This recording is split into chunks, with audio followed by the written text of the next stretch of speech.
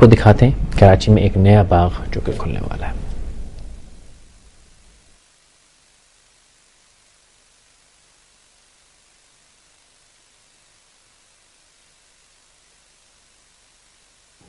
میرا تعلق کراچی شہر سے ہے اور میرا سارا بچپن یہیں گزرا, اور طارق روڈ کا ایک علاقہ ہے, اس کے سائڈ میں ایک روڈ ہے علامہ اقبال روڈ, جو کہ آ کے سڑک رکتی ہے ایک باغ پہ جس کا نام ہے جھیل پارک. یہاں پہ اس کے گرد و نواح میں میرا سارا بچپن گزرا, اور مجھے یاد پڑتا ہے کہ شاید 1980 کا کوئی وقت ہوگا آخری, جب میں یہاں پہ آخری بار آیا. یہاں ایک بہت خوبصورت سی جھیل ہوا کرتی تھی, باغیچہ تھا, اور اس کے بعد وقت جیسے ٹھہر سا گیا کراچی کے لیے.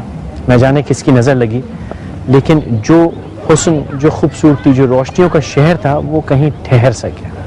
اور آج تقریباً 28-29 برس کے بعد میں نے یہاں پیر رکھا ہے, اور میں آپ کو بتا نہیں سکتا کہ میرے ذہن میں وہ ساری بچپن کی باتیں, وہ چھوٹی چھوٹی, ہم یہاں کھیلتے تھے, بھاگتے تھے, اور یہ جگہ جو ہے ڈاکوؤں چوروں کا اڈا تھا, اندھیرا تھا. یہ جگہ تقریباً غارت ہو چکی تھی. اور یہ اگر علاقہ آپ سمجھنا چاہیں تو کیفٹی خان جہاں ہوا کرتا تھا, سلور سپون جو ہوتا تھا, اس کے سامنے ہے. ایک طرف اس کے حامد حسین فاروقی روڈ ہے, اور دوسری طرف اس کے فیروز آباد تھانے والی روڈ ہے. اور یہ بہت بڑی ایک جگہ ہے, اور یہ بڑے اعزاز کی اور خوشی کی بات ہے کہ آج میں یہاں آیا ہوں, اور میں اس نہایت خوبصورت باغ میں رات کے 11:50 پہ داخل ہوا, اور یہاں لوگ کھیل رہے ہیں, فیملیاں, بچے, اور یہاں پہ کام ہو رہا ہے. سیکیورٹی مجھ کو دکھ رہی ہے, کوئی ایشو نہیں ہے. آپ یہ دیکھیے اس وقت دن کا ماحول ہے یہاں پہ, اور ایک نہایت حسین سا ماحول ہے. اور میں اتنی جو خوشی ہے میں آپ کو بتا نہیں سکتا کہ میں اس وقت کتنا خوش ہوں. یہ باغ ابھی پورا مکمل نہیں ہوا ہے, اور جو جھیل جہاں ہوتی تھی اس کے یہ جو درخت تھے, کیونکہ یہ اتنے اونچے درخت ہیں, یقیناً نئے نہیں لگے, یہ وہی درخت ہیں جن کو کوئی 30-35 برس سے تو مجھے یہ یاد ہیں, اور نہ جانے اس سے کتنا پہلے ہیں.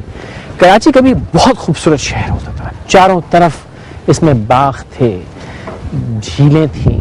نہ جانے اس کے بعد کراچی کے ساتھ کیا ہوا, لیکن جو بھی ہوا خدا را اچھا نہیں ہوا. اب جو پچھلے چند ہفتوں سے ہم نے انکہی کی ٹیم میں نکل کے ہم نے دیکھنا شروع کیا کہ کراچی اب کہاں پہنچ رہا ہے, تو ایک ایسی خوشی ہے مجھ کو. اور لوگ شاید یہ سمجھ رہے ہیں یا سمجھ رہے ہوں کہ میں کوئی میرا کسی میں سیاسی پارٹی یا کسی ایک شخص کے لیے یہ بات کہہ رہا ہوں. نہیں, میرا کسی سے کوئی تعلق نہیں. میرا تعلق صرف اتنا ہے کہ یہ میرا شہر ہے, یہ میرا ملک ہے, میں یہاں ہمیشہ پلا بڑھا ہوں, اور میں نہیں چاہتا کہ میں یا میرا کوئی بھائی یا بہن یا بیٹی یا بیٹا یہ ملک چھوڑ کے جائے. اور ہم نے یہ ملک, یہ شہر, یہ صوبہ, ہم نے اپنی جو اصلیت ہے اس کو چھوڑنا شروع کر دیا ہے. نہ جانے کتنی دفعہ برین ڈرین ہوا, کیونکہ ہم بے آس ہو گئے. ہم یہ سمجھتے ہیں کہ اب ہمارے لیے کوئی امید نہیں ہے, یہاں کبھی ترقی نہیں ہوگی دوبارہ. اور یہ چھوٹی چھوٹی چیزیں, خیر یہ اتنی چھوٹی بھی نہیں ہے ماشاءاللہ, لیکن چھوٹی چھوٹی کاوشیں ہیں, ان کو دیکھ کے اندازہ ہوتا ہے کہ اتنی امید ہے, اتنا کچھ ہو سکتا ہے کہ میں آپ کو بتا نہیں سکتا. ابھی 2-3 روز پہلے ہم نے مصطفیٰ کمال صاحب جو کراچی کے ناظم ہیں, ان کے ساتھ کراچی دیکھا, اور آخر ہم نے وہ شو کیا تھا باغ ابن قاسم پہ. اور میں خود جب اس کو شو کو دیکھ رہا تھا تو داد ہے اس ہمارے کرو کی بھی, کیمرہ مین صاحب جو تھے, ہمارے پروڈیوسر صاحب, انہوں نے بہت محنت سے اس کیا, لیکن میرا سینہ فخر سے اتنا چوڑا ہو گیا کہ ایک نہایت خوبصورت باغ, وسیع اس کی حد نظر تک وہ باغ تھا, اور اس کے بعد نہایت خوبصورت سمندر جو کہ کراچی کی شان سمجھا جاتا ہے وہ سمندر, وہ تھا. اور جب وہ ہم نے دکھایا تو ایک تو میں خود بہت فخر محسوس کرتا, لیکن مجھے اچھے کامنٹس ملے. ایک ہماری دوست ہیں زہرا صاحب, انہوں نے ایک بڑی اچھی بات کی. انہوں نے یہ فرمایا کہ یہ دیکھ کے مجھے ایک امید سی بنی کہ ہاں کراچی میں کچھ ہو سکتا ہے اور کچھ ہونے والا ہے. اور اس کے فوراً بعد انہوں نے کہا کہ اب یہ شو دیکھ کے مجھے خواہش سی ہو رہی ہے کہ میں جانوں اب اور کیا ہے، اب اور کیا ہو سکتا ہے اور اب کیا ہونے والا ہے.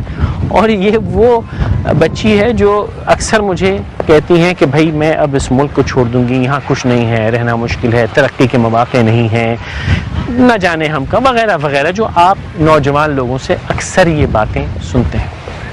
تو جب انہوں نے یہ سوال کیا کہ اب اور کیا، اس کے علاوہ کیا ہے، تو ہم نے سوچا کہ اس سوال کا جواب اس کو دیا جائے. اور جب ہم نے اس کی انویسٹیگیشن شروع کی کہ ہمارے پاس اور کیا ہے، تو اس ایک باغ کا پتہ چلا، جھیل پارک، جو ابھی انوگریٹ نہیں ہوا، یعنی اس پہ ابھی تختی لگا کے ربن نہیں کٹا. لیکن ہم نے کہا چلیے آج ہم نے اجازت لی اور درخواست کی کہ ہم یہاں آئیں، اس کو دیکھیں. اس کے ارد گرد جو مکانات ہیں، جو وہاں اگر آپ دیکھیں وہ اپارٹمنٹس ہیں، بلڈنگیں ہیں. اگر مجھے کوئی یہ نہ بتائے کہ میں پاکستان کے کسی علاقے میں کھڑا ہوں، اور خاص طور پہ کراچی، اور کراچی میرے کہنے کی وجہ یوں ہے کیونکہ کراچی کو نہ جانے کچھ ہم بھول سا گئے ہیں. تو اگر مجھے یہ کوئی نہ کہے کہ میں کراچی میں کھڑا ہوں تو مجھے یقین نہیں آئے گا. اگر آپ یہ دیکھیں یہ مکانات، یہ بلڈنگیں، لگتا ہی نہیں کہ ہم کراچی کے گرد آلود، دھواں آلود، شور آلود ماحول میں. اور ابھی میں شو کر کے ہم آ رہے ہیں سما کے اوپر، جو ہمارا انکہی کا آج کا شو تھا، اس پہ ایک صاحب نے فون کر کے کہا کہ جی کراچی میں بہت لاقانونیت ہے. اور میں نے کہا ہاں جناب ہے، اور یقیناً کسی حد تک ہے. لیکن پھر میں آپ سے کہوں گا کہ ابھی یہ آپ سے بات کرتے کرتے چند منٹ گزر گئے، 12 بجنے والے ہیں، اور میں بے خوف و خطر یہاں گھوم رہا ہوں. کراچی کی جو خوبصورت شام کی ہوا ہوتی تھی، وہ ہوا بھی ختم ہو گئی تھی. آج نہ جانے کتنے برس کے بعد میں اس ہوا کو سونگ رہا ہوں ایک باغ کے اندر. کراچی میں باغ کا جو تصور ہے وہ ختم ہو چکا تھا. اس باغ میں ہوں، 12 بجے ہیں، مجھے فیملیاں دکھ رہی ہیں، مجھے بچے دکھ رہے ہیں، مجھے اس وقت یہاں پہ لوگ جاگنگ کر رہے ہیں. خدا را یہ تو پاکستان میں کبھی ہوتا ہی نہیں کہ رات کے 12 بجے بچے، خواتین، فیملیاں جاگنگ کر رہے ہوں. اور جو اور انٹرسٹنگ بات ہے، یہ جہاں یہ جو جھیل پارک ہے، اس کے ارد گرد کا جو علاقہ ہے وہ PCHS کہلاتا ہے، Pakistan engineers cooperative housing society. اور یہ ایک زمانے کا بڑا ایلیٹ علاقہ ہے، اور ابھی بھی ماشاءاللہ یہاں بہت اچھے پڑھے لکھے فیملیز رہتی ہیں. ابھی اس وقت رات کے 12 بجے مجھے وہ بھی دکھ رہے ہیں. ایک طرف طارق روڈ ہے جہاں پہ اپارٹمنٹس ہیں، اور آپ کی جو ورکنگ کلاس ہے، یا ایون جو لیبر کلاس ہے، جو آپ کے مزدور بھائی ہیں، وہ بھی رہتے ہیں.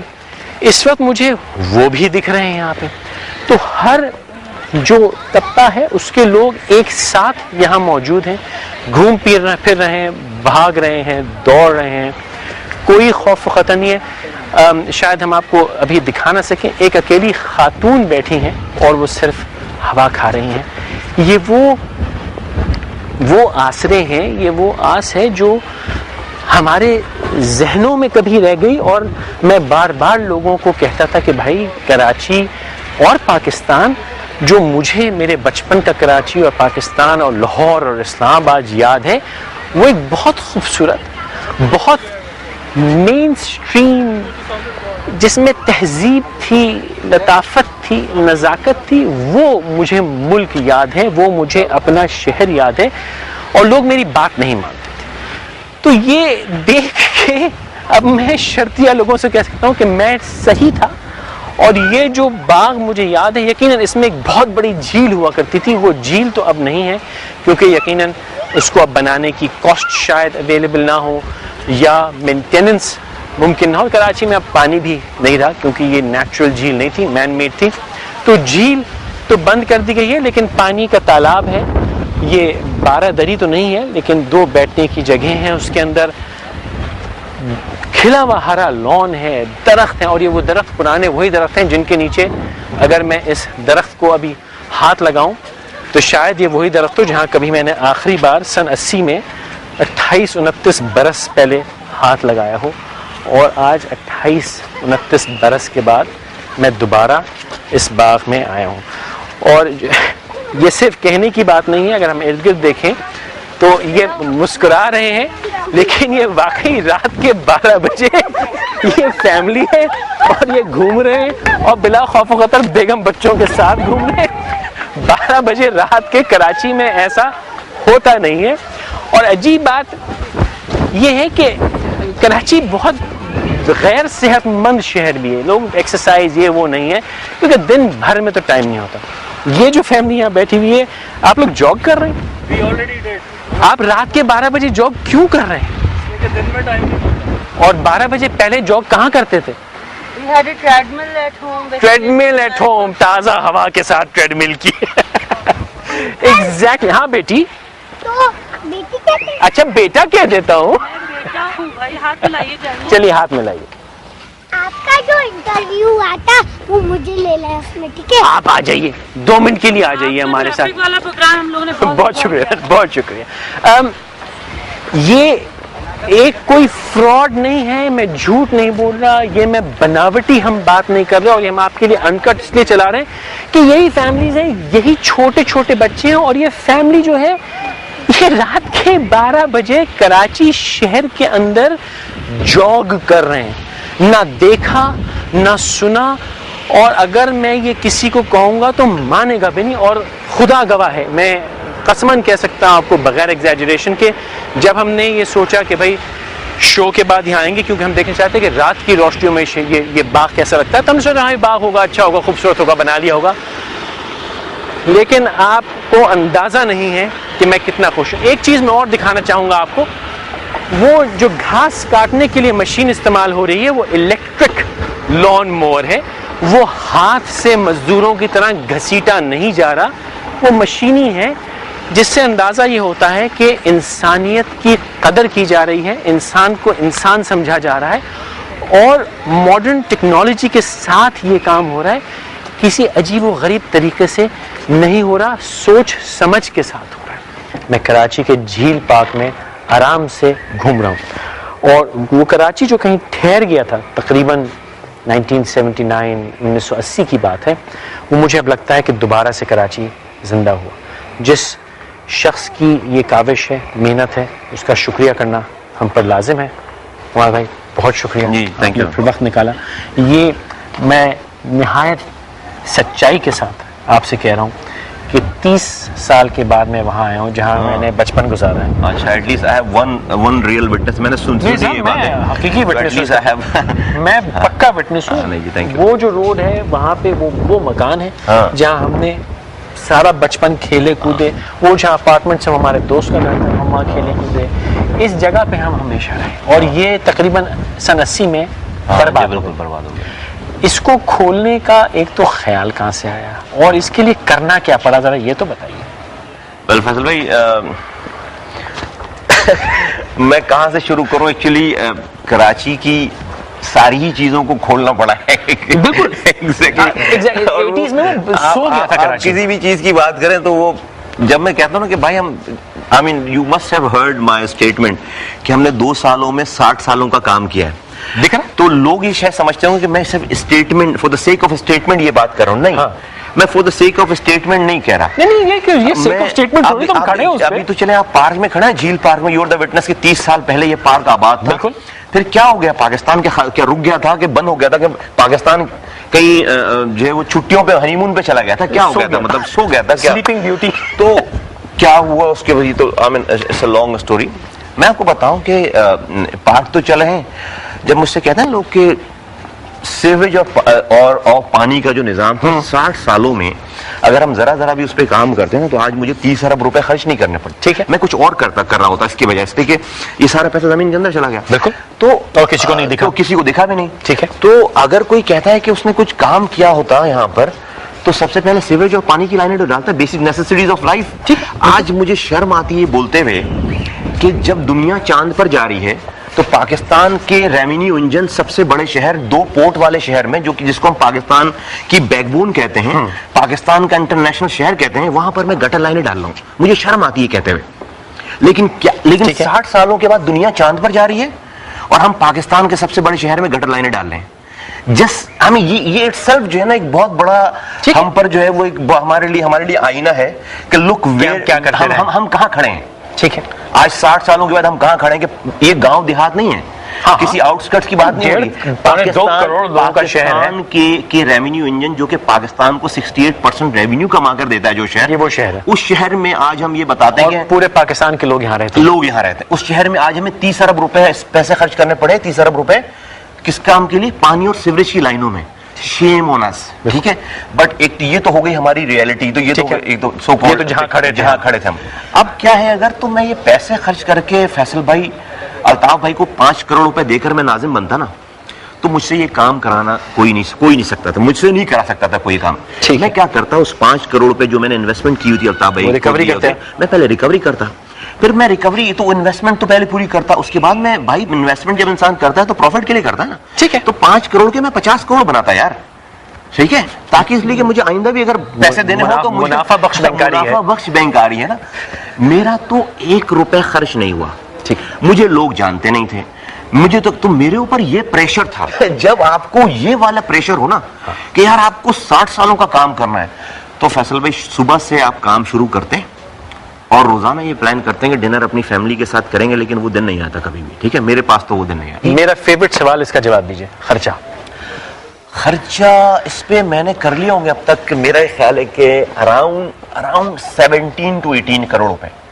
اراؤنڈ مجھے ہنسی آتی ہے اس بات پہ. اراؤنڈ بس ابھی تک تو یہی خرچہ ہوا ہے اس ٹکڑے پہ. 17 سے 18 کروڑ. 17 سے 18. اور اگر آپ مجھے کچھ اندازہ دے سکیں, اگر میں کہوں اس کے 5 کلومیٹر کے ریڈیس میں لوگ کتنے رہتے ہیں؟ فیصل میں سمجھتا ہوں کہ 20 لاکھ 15 لاکھ 15 سے 20 لاکھ کی تو آبادی ہوگی یہاں پہ. تو اگر میں 20 کروڑ کا خرچہ بھی لگاؤں, 20 لاکھ کا حساب بھی لگاؤں, تو 1000 روپے فی بندہ میں نا, یہی حساب آ رہا ہے تقریباً. ہم دونوں جلدی میں حساب کر رہے ہیں, غلطی تو نہیں کر رہے, تو یہی خرچہ آ رہا ہے نا آلموسٹ یہ. اور اگر یہ 1 سال بھی چل گیا, نہیں سر, یہ جنریشن تک چلے گا. اب سر دیکھیے, ایک جنریشن نے اس کو دیکھا تھا اور سن 80 پہ اس پہ تالا پڑ گیا تھا. پھر یہاں جو ہوتا تھا وہ دنیا جانتی ہے. اور یہ آپ کو بتاؤں کہ اس پارک کی صرف آپ کو مگر میں یہ وہ it was a no go area like you are witness. 30 سال پہلے یہ پارک تھا جب ہم نے یہاں پر اس میں میں نے پہلی دفعہ انٹری دی ہے اپنی ٹیم کے ساتھ, تو یہاں پر 15-16 ڈیرے بنے ہوئے تھے. رائٹ, اور ڈیروں سے مراد لوگ رہ رہے تھے, وہاں پر گینگز رہ رہے تھے, گینگز عام لوگ تھے اس میں.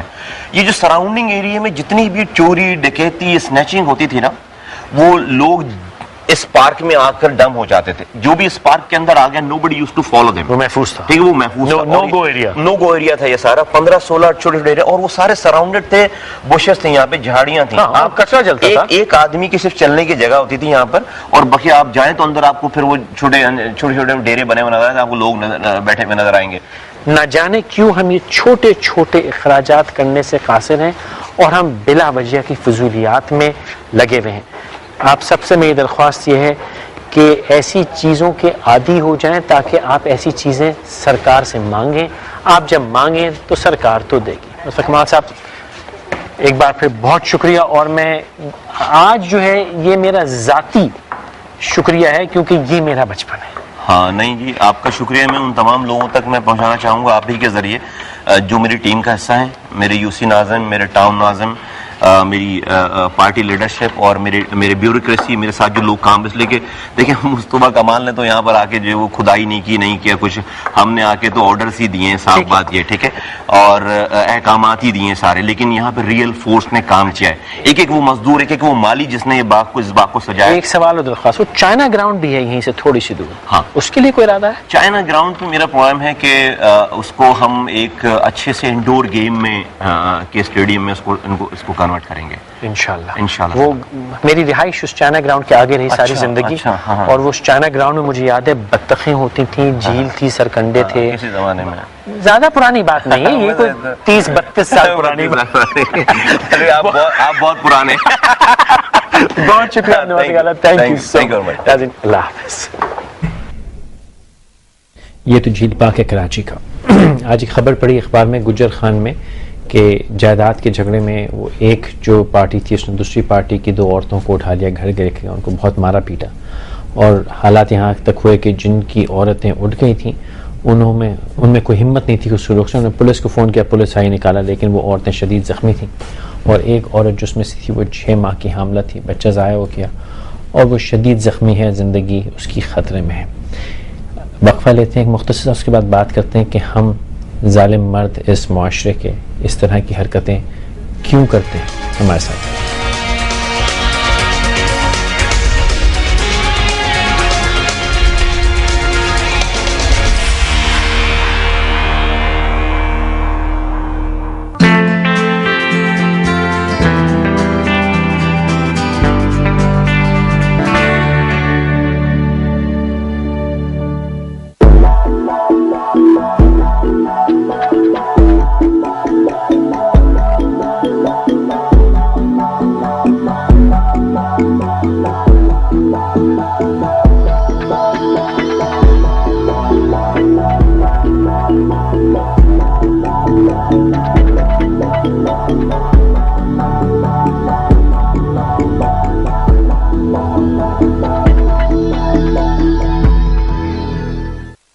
ہمارے ملک میں ماحولیاتی آلودگی پہ کیسے قابو پایا جا سکتا ہے؟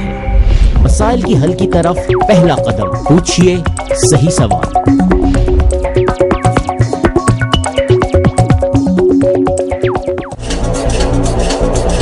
ہمارا پاکستان اور حکومت اسٹیبلشمنٹ کے ہاتھ چڑھ گئی ہے، جس کو چاہتے ہیں بٹھاتے ہیں، جس کو چاہتے ہیں ہٹاتے ہیں۔ ہم دیکھتے ہیں کہ آمروں کے خلاف رہے ہیں، لیکن آپ آمریت کا حصہ بھی رہے ہیں۔ اس ملک میں مجھے ایک نام بتائیں 53 کے بعد جو آرمی کے نمائندہ نہ ہو، انکلوڈنگ مسٹر بھٹو۔ سیاست ہے وہ جو پبلک کے نمائندے ہیں، پبلک کے نمائندے تو ہیں ہی نہیں۔ نواز شریف نے پوری کوشش کی کہ آرمی کو کنٹرول میں لائے۔ صدر مشرف کو کیوں 3rd نمبر سے 1 پر لے کر آئے تھے؟ Army is over 80% from Punjab. انہوں نے کہا ہوگا یہ پنجاب سے نہیں ہے تو یہ کوئی ایسی چیز نہیں کرے گا جو آرمی کو ناراض کرے، لیکن اس کے اسیسمنٹ میں یہ غلط گئے۔ ایک نام کے پیچھے 2 سرنیم ہو، فلاں زرداری بھٹو، یہ کبھی ہوا ہی نہیں ہے۔ یا بھٹو ہو یا زرداری، دونوں بھٹو اور زرداری کے ساتھ میں نہیں جاتا۔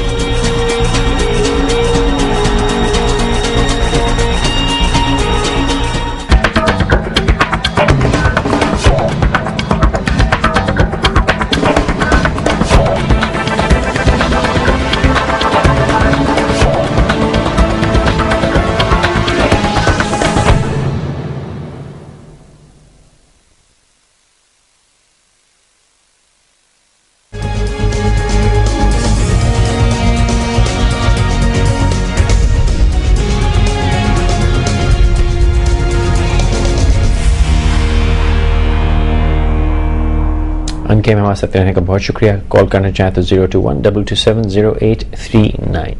جو ہم نے بات کی کہ وہ گجر خان میں واقعہ پیش آیا چند غریب عورتوں کے ساتھ جائیداد کے جھگڑے پہ، وہ تو وہاں کی بات ہے۔ یہ صرف ہماری جو معیشت کا طبقہ وہ ہے ادھر نہیں ہوتا، یہ ہر جگہ ہوتا ہے۔ صرف اس کا نام بدل جاتا ہے، انداز بدل جاتا ہے، شکل بدل جاتی ہے، لیکن کام وہی ہے۔ کہیں ہم یوں ظلم کرتے ہیں، کہیں زبان سے ظلم کرتے ہیں، کہیں ہاتھ سے ظلم کرتے ہیں، اور صرف مرد عورت پہ ظلم نہیں کرتا، کہیں کہیں زور چلتا ہے تو عورت بھی مرد پہ ظلم کرتی ہے۔ تو طاقت کی بات ہے، کب کس کے پاس زیادہ طاقت ہے۔ اور اس چیز کو جو ترقی یافتہ ممالک ہیں وہاں پہ اس کو نام دیا گیا سیکشول ہراسمنٹ۔ اور اگر میں اس کا نہیں، بلکہ میری شاید جگہ ہی نہیں کہ میں اس کی وضاحت کروں، تو کسی ایسے شخص سے پوچھتے ہیں جو اس کی وضاحت سیکشول ہراسمنٹ کے مطلب کی کر سکے، ان سے بات کرتے ہیں۔ حیدر وحید صاحب، ایمننٹ لائر، سر بہت شکریہ، آپ نے ٹائم نکالا۔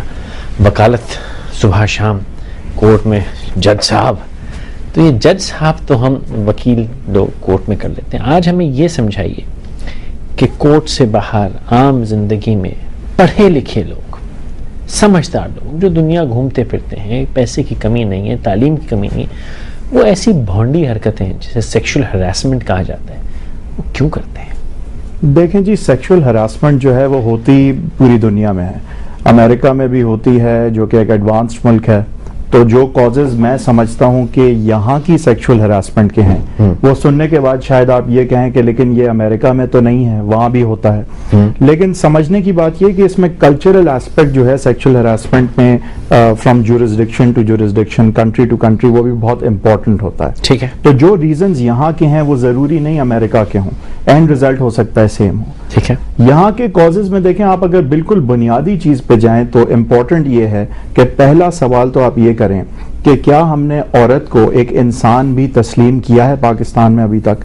کیا ہم ایک عورت کو ایک انسان کی طرح دیکھتے ہیں یا ایک آبجیکٹ کی طرح دیکھتے ہیں یا ایک اس طرح سے دیکھتے ہیں جیسے ہمیں اس کے بارے میں کچھ پتہ نہیں، اس کے احساسات کے بارے میں نہیں پتہ، اس کے رویے، اس کے ریاکشن، وہ کس طرح چیزوں سے ڈیل کرے گی، کچھ ہمیں زیادہ علم خواتین کے بارے میں نہیں. بالکل ہے. اور اپنی ماں بہن کے بارے میں ہے. اور یہی پرابلم ہے کہ ہم جو ایک عام پاکستانی مرد ہے وہ پوری زندگی جب تک کہ اب لیٹ سے اگر کام کی بات کریں، کام کرنے سے پہلے اس نے اپنی بہن کو دیکھا ہوتا ہے.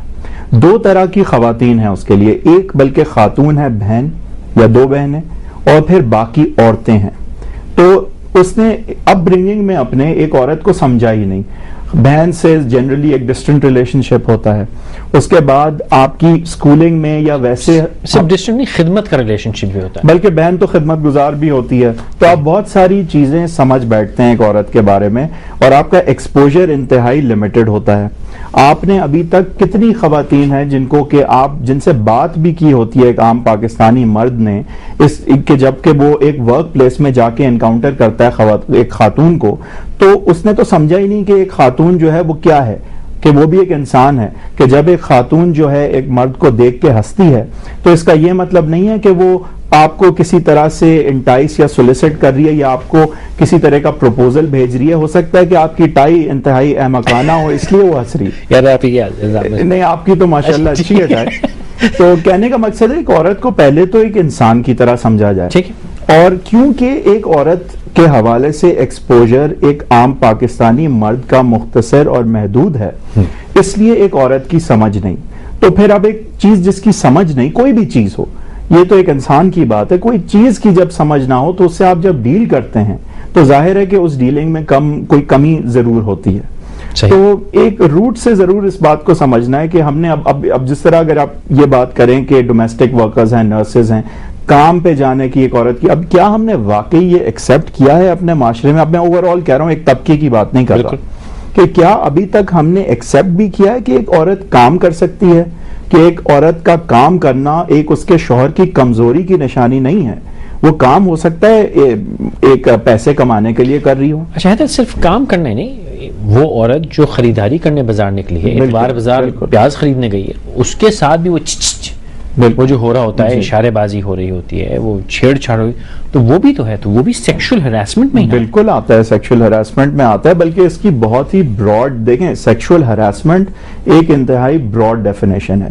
اس میں سیکشل کوئرژن آتی ہے، وربل مطلب وربل ہو، ریٹن ہو، کسی قسم کا آؤٹ ورڈ سیکشل ایکسپریشن ہو. تو ہراسمنٹ میں بہت ساری چیزیں آتی ہیں. جب ایک عورت بات ہو رہی ہے اگر کام پہ جانے کی، تو سب سے پہلے تو ایک عام عورت جب کام پہ جاتی ہے تو پبلک ٹرانسپورٹ کا سہارا لیتی ہے. تو جب وہ ایک بس پہ چڑھتی ہے تو اس کے ساتھ کیا ہوتا ہے، اسے کس طرح دیکھا جاتا ہے، اس کے بارے میں کیا کہا جاتا ہے، کیا سمجھا جاتا ہے. تو شروع تو ہراسمنٹ وہیں سے ہو جاتی ہے. اب آپ مارکیٹ پلیسز میں جائیں، آپ ہر طرح سے، اور یہ میں آپ کو بتاؤں کہ ہر طبقے میں ہے، اور اس کی بنیادی وجہ یہ ہے کہ ایک تو فرسٹریشن ہے سوسائٹی میں جس پہ ابھی ہم نے بات نہیں کی، لیکن ایک اس کی بنیادی پہلو جس پہ اب ہم بات کر چکے ہیں وہ ہے کہ ہم نے عورت کو ابھی انسان تو تصور کیا ہی نہیں ہے، علاوہ اپنی ماں بہن کے، کیونکہ اسے ایک انسان کی طرح نہیں سمجھا ہم نے. اچھا، اس میں ایک اور بھی بات یہ ہے کہ اب تک ہماری ماں بہن جو تھی، میری ایک عام شخص کی، تو گھر میں تھی، اور میں جیسے آپ نے فرمایا کہ باقی عورتیں تو عورتیں ہوتی ہیں، وہ ماں بہن جو ہے وہ خاتون ہوتی ہے، وہ مقدس ہوتی ہے. لیکن اب جو معاشی حالات ہیں، جو زندگی کی آج ضرورت ہے کہ میری ماں بہن بھی اب تو گھر سے نکل رہی ہے. اور یہی ایک وجہ ہے فیصل کہ آج ہم اس چیز کی بات کر رہے ہیں، کیونکہ اب جو ہمارے معاشی حالات ہیں، اور بلکہ ہر ملک جب پروگریس کرتا ہے، ڈیولپ کرتا ہے، انڈسٹریلائز ہوتا ہے، ہم تو شاید ابھی اس موڑ پہ بھی نہیں آئے، ہماری شاید معاشی حالات جو ہیں وہ کسی اور وجہ سے مشکل ہیں. لیکن ایون اچھے معاشی حالات میں جب آپ ڈیولپمنٹ کی طرف جاتے ہیں تو ایسا نہیں ہو سکتا کہ آپ کی 50% جو آبادی ہے وہ کام ہی نہ کرے. تو اب تو ایک مجبوری کے تحت کہہ لیں، میرے خیال سے تو اس میں کوئی برائی بھی نہیں ہے، لیکن اگر ایک مجبوری کی تحت بھی اس کو دیکھیں تو اب دیکھیں ایک چیز ہم لوگوں نے سمجھ لینی ہے کہ خواتین نے کام تو کرنا ہے، اور اس میں کسی مرد کی کمزوری نہیں ہے، ڈیولپمنٹ کا بھی یہ ایک حصہ ہے. اور یہ تو جن ممالک کی ترقی پہ ہم بھاگتے ہیں جس کو ہم حسد کی نظر سے دیکھتے ہیں وہاں ترقی ہوئی اس طرح, اور اس کا حصہ بننے کی کوشش کرتے ہیں, بالکل وہاں جانے کی کوشش کرتے ہیں لمبی لمبی لائنوں میں لگ کے. بالکل ان سے یہ بھی تو سیکھیں انہوں نے ترقی کی کیسے. بالکل. اور اس میں بلکہ بڑی اچھی بات ہو گئی ہے تو کہ یہ تو ضرورت ہے کہ عورت ہماری گھر سے نکلے, تو بہتر یہ کہ معاشرہ ایسا بنائے ہر کسی کے لیے کہ جب ہماری گھر کی بہن بیٹی بچی باہر نکلے تو اس کو وہی عزت ملے جو دوسرے کی ملے, تو بیلنس ہو جائے اور زندہ رہنا آسان ہو جائے. تو یہ تو ضرورت کی بات ہے, لیکن اس ضرورت یہ بھی ہم نے سمجھ لیا کہ کیوں نہیں ہو رہا, لیکن یہ ہوگا کیسے, اس کا کوئی ریکورس ہے. باقی جو اگر ہم امریکہ کو دیکھیں, امریکہ خاص طور پہ, یورپ میں بھی اتنا نہیں ہوا, امریکہ میں پولیٹیکل کریکٹنس اتنی زیادہ ہو گئی ہے کہ مجھے اندازہ ہے کہ اگر ایک آفس میں ایک کیلنڈر لٹک رہا ہے جس میں کسی عورت کی تصویر ہے تو وہ بھی سیکشل ہراسمنٹ میں کاؤنٹ کی جاتی ہے کہ آپ عورت کو آبجیکٹ بنا رہے ہیں. اور ہمارے ہاں تو ابھی ہم اس سے بہت پیچھے ہیں. تو how will we reach that point کہ ہمارے ہاں اتنی شخصیت بنے گی. دیکھیں ایک تو سوشل اسپیکٹ ہے اس میں, اور اس میں یہ ایک لانگ ٹرم سولوشنز ہمیں ڈھونڈنے ہوں گے. اس میں جو ہے شعور معاشرے میں آنا بہت ضروری ہے. یہ ایک آپ نے جو ٹاک شو کیا ہے, یہ آپ کا برین چائلڈ بھی تھا, یہ ایک کڑی ہے اس کی, ایک بہت چھوٹی سی چیز ہے. اس طرح کی اویئرنیس بھی پھیلانی ہے. بڑا امپورٹنٹ ہے کہ اس چیز کو غلط سمجھیں. دیکھیں جب آپ ایک چیز کو غلط سمجھیں گے تو آپ 10 لوگوں کے سامنے, جب آپ یہ پبلک ٹرانسپورٹ پہ ایک ڈومیسٹک ورکر چڑھتی ہے جانے کے لیے کام پہ, اور اس کو تنگ کرنا یا چھیڑنا غلط سمجھا, برا سمجھا جائے گا, تو جو بھی وہاں پہ 10 لوگوں میں ایک یہ کرتا ہے تو اس کی ہمت نہیں ہوگی یہ کرنے کی.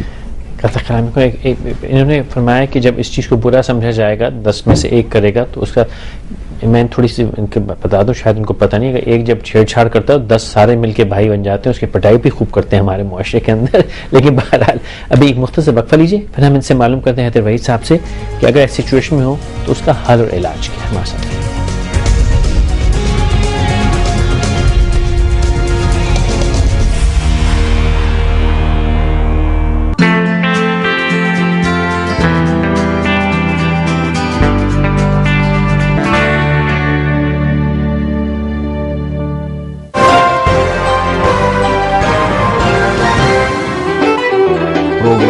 گپ شپ, اس کے بارے میں محاورہ یہ ہوتا ہے کہ روزی آدم ہے, اور اس کا جواب ہوتا ہے کہ برداشت کرنا پڑے گا. انٹلیکچولی فخر امام لبرل ہے, تبن کنزرویٹو ہے. آپ 10 خواتین کو بٹھا دیں, کسی ایک کا بچہ جینے سے کم.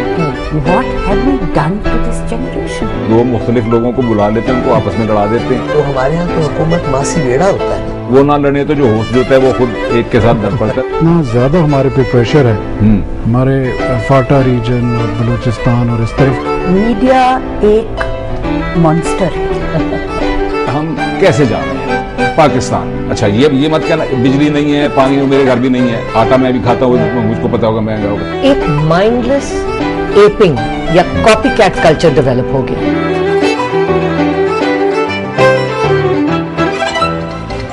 گپ شپ ہر ہفتے اور اتوار کی رات 10:05 پر.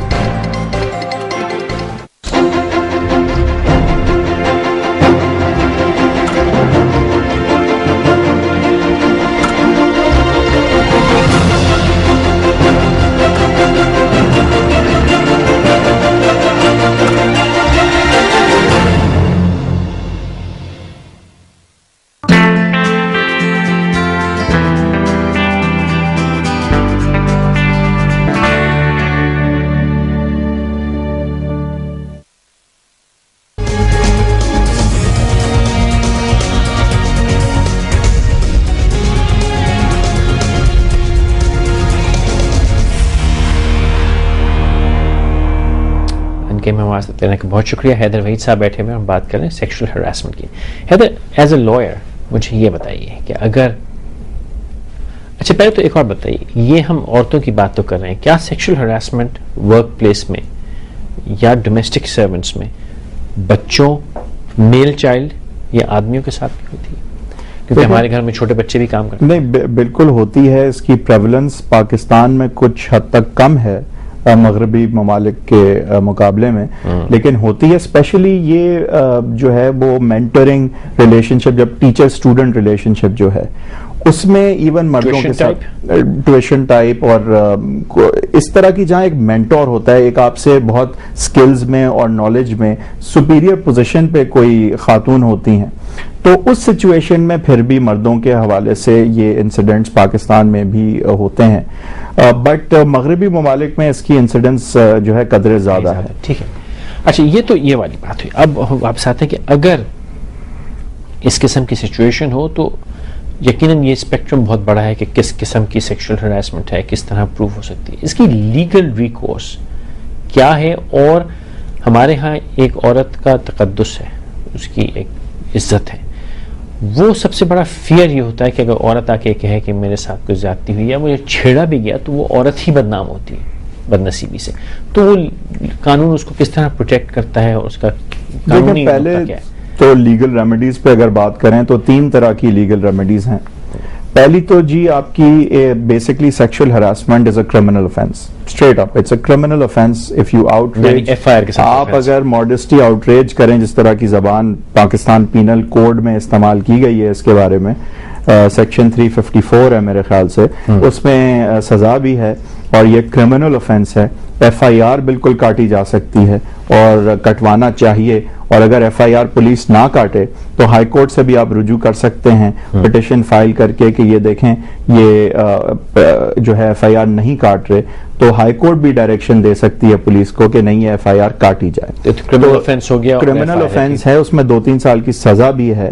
بلکہ یہ تو آؤٹریجنگ آف ماڈسٹی جو کہ ایک بڑا براڈ سے سیکشل ہراسمنٹ کی زیادہ تر جو ورائٹیز ہیں وہ اس میں آ جاتی ہیں.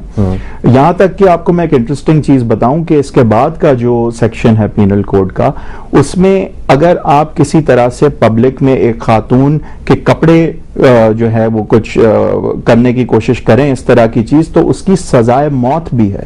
لوگ یہ نہیں جانتے کہ قانون سازی کی کمی تو اس موضوع پہ بالکل ہے، اور اس پہ میں ابھی آؤں گا بھی، لیکن جو قانون آلریڈی ہیں ان کا بھی استعمال نہیں ہوتا. ایک تو اس لیے نہیں ہوتا کہ آپ نے جس طرح بات کی کہ وکٹمز خود سامنے نہیں آتے، لیکن اب پہلے کے مقابلے میں پھر بھی ریلیٹیولی تھوڑے زیادہ سامنے آتے ہیں. یہ ابھی بھی بہت بڑا مسئلہ ہے، لیکن ایک اور بہت بڑا مسئلہ ہے کہ جو ڈسکریمنیشن ہے اس وقت پولیس میں بھی اور بدقسمتی سے لوئر جوڈیشری میں بھی، کہ ایک اس طرح کے کیسز میں عورت ہی کو شک کی نگاہ سے دیکھنا، عورت کو ریمیڈی، تو یہ ملزم ہو جاتی، ایک تو یہ کرمنل آفینس ہے، تو سیدھا FIR اس پہ کٹتی ہے، اس پہ سزا ہے. آپ نے کہا 3 ریکورس ہیں. ایک عادل وحید صاحب ہیں لاہور سے. السلام علیکم عادل صاحب. السلام علیکم. جی وعلیکم السلام جناب. آپ کی گفتگو سننا تھا، ایک بڑا یہ امپورٹنٹ ٹاپک ہے جو جس کے اوپر آپ ڈسکس کریں. ایک چھوٹا سا کامنٹ دینا چاہوں گا کہ کچھ ایسے اسپیکٹرز بھی ہیں سوسائٹی کے اندر جو یہ فورس کرتے ہیں یا مجبور کرتے ہیں کہ آپ جو ہے اپوزٹ سیکس کے لیے جو ہے نا سیکسل ہیرسمنٹ کے اندر آپ انوالومنٹ ہو. آپ کی لائف آپ کی میڈیا اینڈ ایڈورٹائزمنٹ ہے. اب اگر آپ ایک کسی بھی چوک کے اوپر ملٹی نیشنل کمپنیز کے اگر آپ سائن بورڈ دیکھیں تو آپ کو ایون کہ اگر مینس کی بھی پروڈکٹس ہیں تو اس کے اوپر بھی آپ کو بڑی بڑی تصویریں ماڈلز کی اور لڑکیوں کی نظر آئیں گی. تو جناب اس کو مجبوری تو نہیں کہیں گے، ہاں یہ کہہ سکتے ہیں کہ اس سے شاید بہت شکریہ وہی صاحب آپ نے کال کی، نوازش آپ کی. جی دوسرا ریکورس کیا ہے؟ ایک تو آپ نے کہا کہ کرمنل آفینس ہے، یہ کرمنل آفینس ہے، اس پہ FIR کٹ سکتی ہے، اس پہ سزا ہے. جی تو ایک تو یہ کرمنل ریکورس ہے پاکستان پینل کوڈ کے تحت. دوسرا یہ ہے کہ اس پہ ڈیمیجز کا یعنی کمپنسیشن کا سوٹ بھی فائل ہو سکتا ہے، جسے سول سوٹ کہتے ہیں. یہ کورٹ میں آپ جو ہے فائل کرتے ہیں اور کہتے ہیں کہ بھائی یہ جو ہے مجھے نقصان ہوا ہے جس کی وجہ ذہنی نقصان، ذہنی بھی فزیکل بھی ہو سکتا ہے، لاس آف جاب، امپلائمنٹ. دیکھیں جس بھی چیز کو، جس بھی نقصان کو آپ جوڑ سکتے ہوں یا آپ یہ دکھا سکتے ہوں کہ اس نقصان کی وجہ یہ سیکشل ہراسمنٹ یا یہ ایکٹ تھا، تو وہ نقصان جو ہے وہ آپ کا کورٹ پورا کرے گا.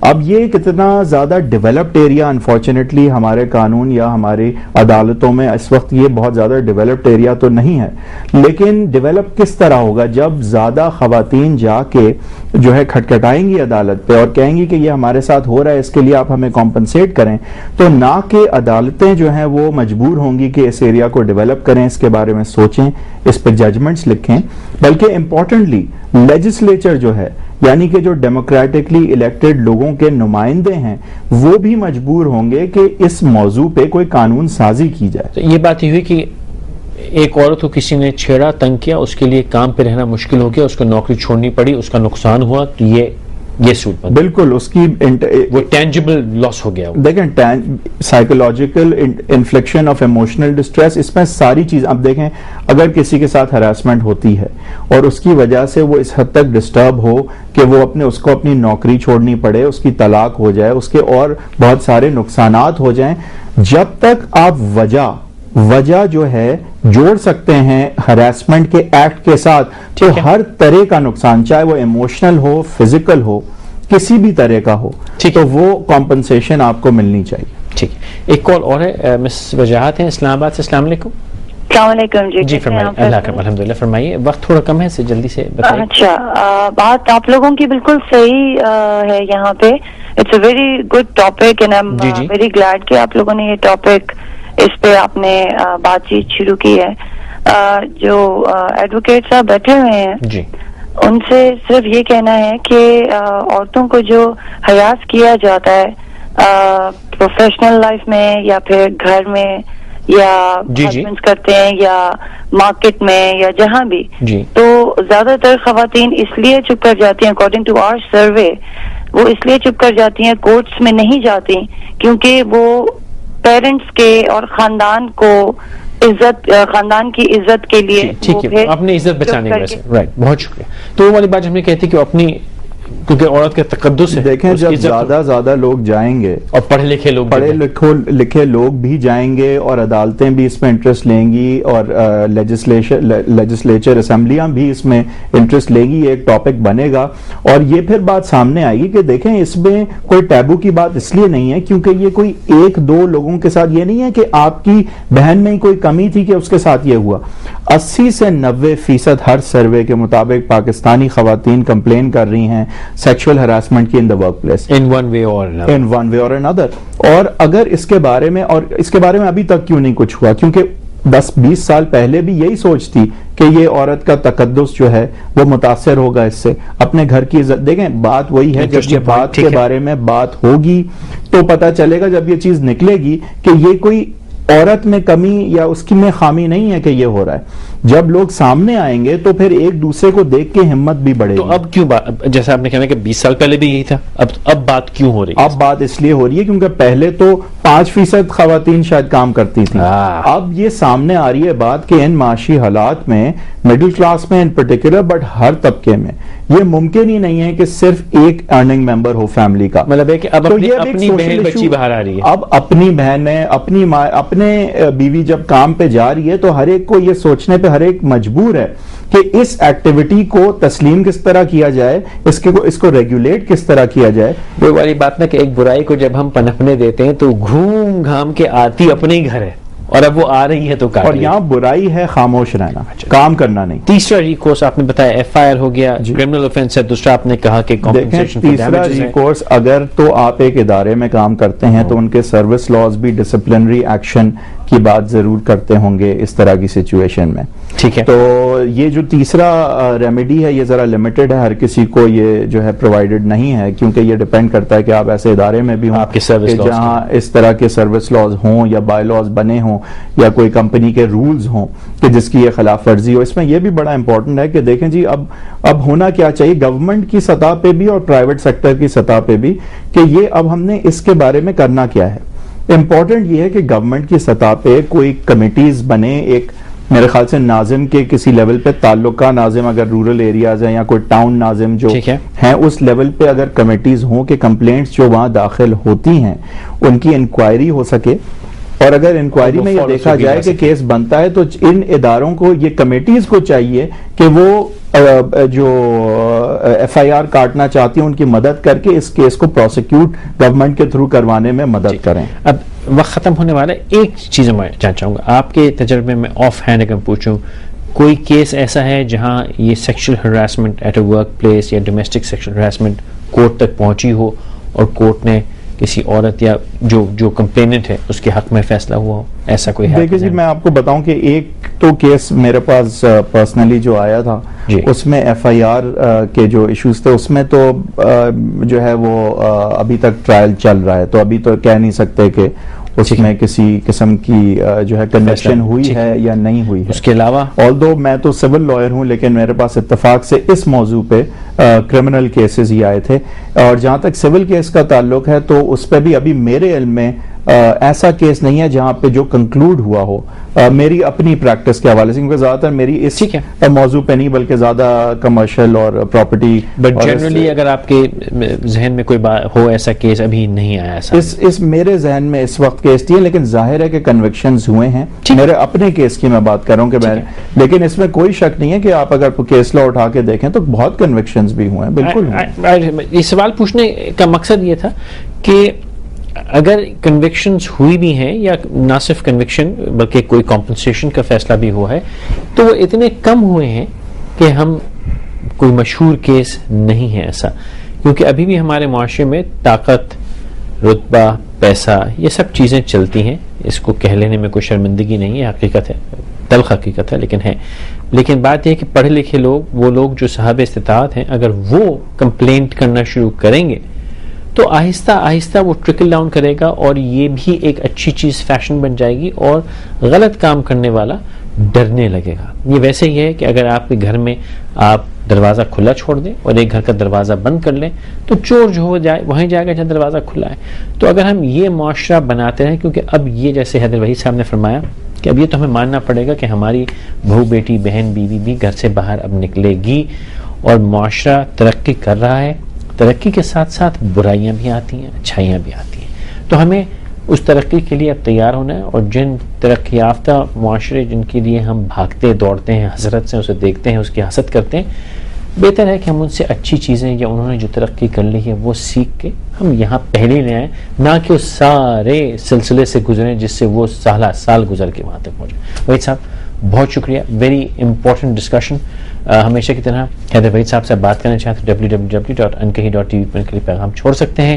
آج شب پھر ہمارے ساتھ گزارنے کا بہت شکریہ. انشاءاللہ کل پھر یہی ملاقات ہوگی. اللہ حافظ.